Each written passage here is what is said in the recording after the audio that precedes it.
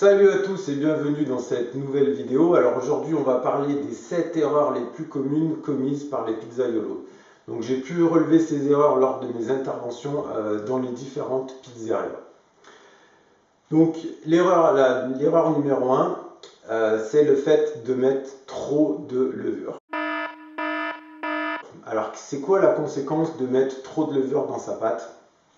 C'est-à-dire qu'on aura une maturation beaucoup trop rapide par rapport au temps, à la durée au bout de laquelle on va utiliser nos pâtons.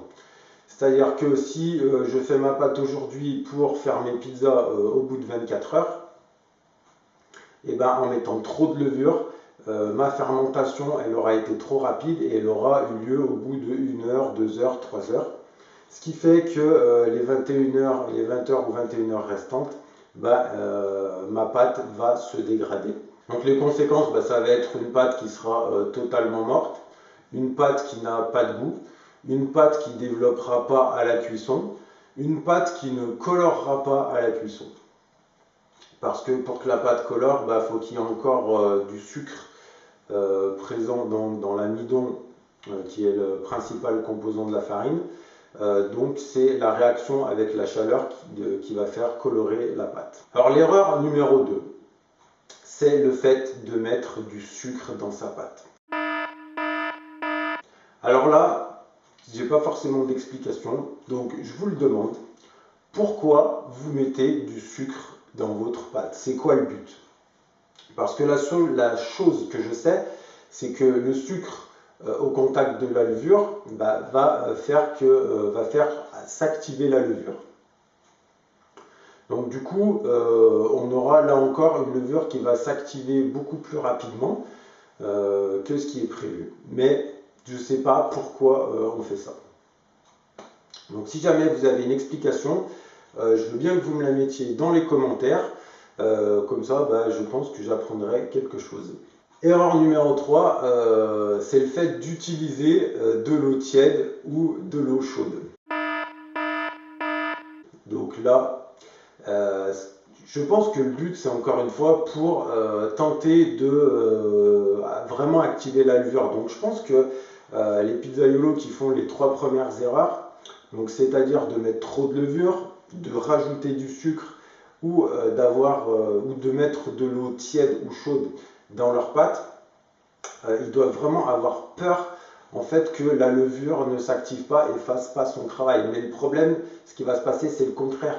C'est que la levure va s'activer vraiment trop rapidement, elle va faire son travail trop vite et elle va mal le faire parce que pour que le travail soit bien fait, il faut qu'il soit fait sur la durée. Et ce qui va résulter, c'est une énorme surmaturation, ce qui va faire qu'on aura une dégradation totale, voire complète de la pâte. Donc ce que je vous conseille pour ça, c'est d'utiliser de l'eau plutôt fraîche en été, voire froide, on peut la mettre au frigo, et de l'eau à température ambiante en hiver.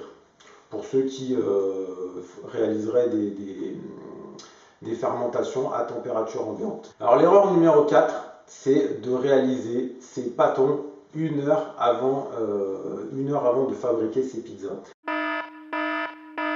Alors pourquoi il ne faut pas faire ça?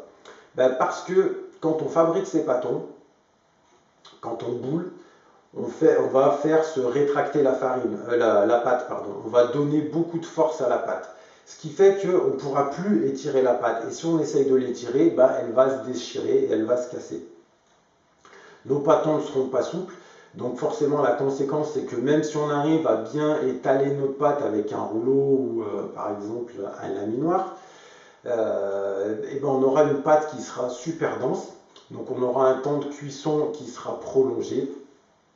On n'aura pas un beau développement au four et on aura une sensation de lourdeur en bouche. Donc l'erreur numéro 5, c'est d'utiliser des pâtons froids.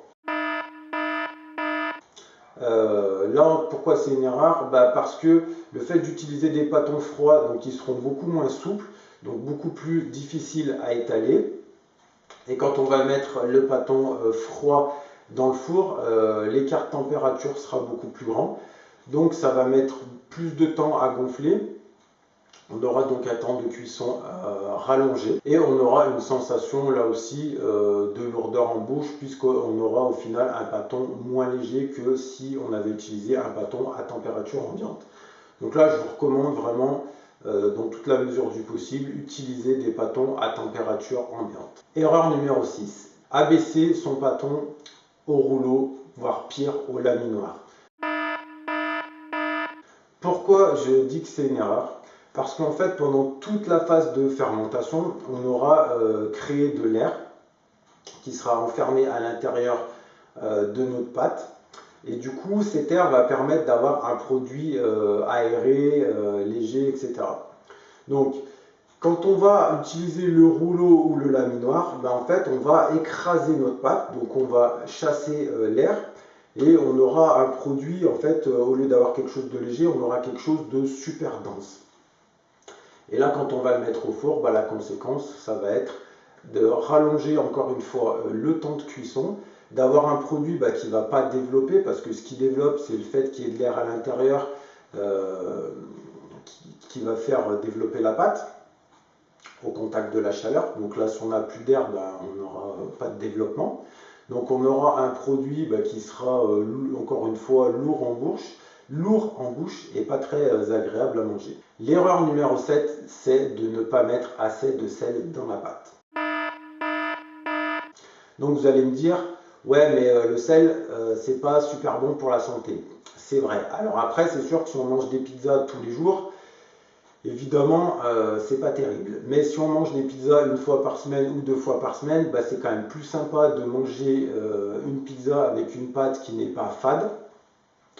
Donc le sel, son premier rôle, c'est d'avoir un rôle d'exhausteur de goût. Mais le truc c'est que le sel il a aussi d'autres rôles.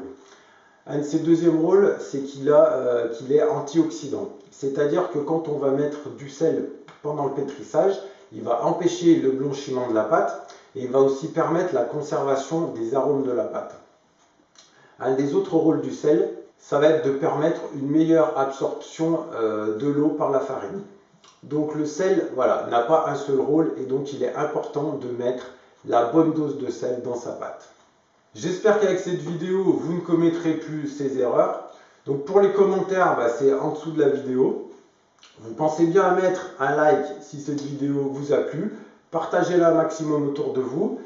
Pour ceux qui ne seraient pas abonnés, vous pensez bien à vous abonner à ma chaîne. Et sur ce, moi je vous dis à bientôt pour une prochaine vidéo. Ciao!